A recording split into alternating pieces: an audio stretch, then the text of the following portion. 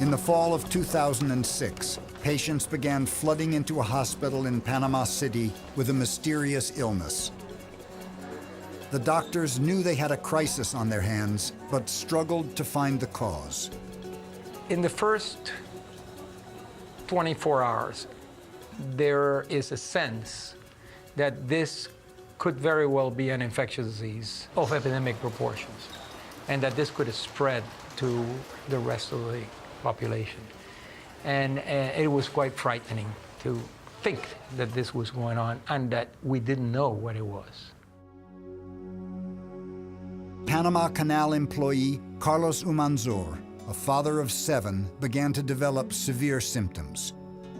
Comenzó con fiebre alta, escalofrío, fiebre. He had a high fever, and he couldn't stop vomiting.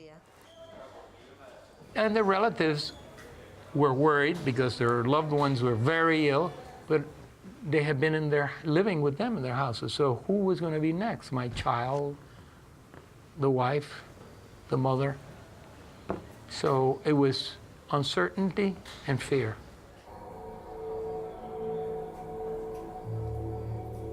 Patients began to die in alarming numbers. Doctors worked frantically around the clock to find the source of the sickness.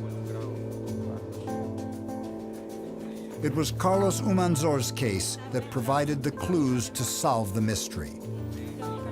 He'd come in with a heart attack, but developed the same symptoms as the people who were dying. His kidneys started to fail, then his lungs, his nervous system, and finally he fell into a coma. The doctors knew it must be something they were giving him. They'd tested every drug Carlos had been given except a cough syrup.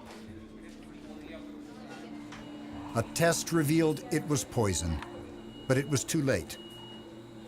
Carlos and over 21 others had already died. Then it was like somebody had thrown cold water over me. How are we going to explain this?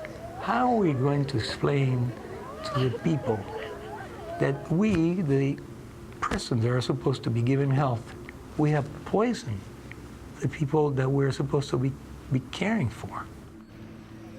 Thousands of bottles of this poisonous cough medicine had been unwittingly distributed to the poor and elderly all over Panama via their social security system.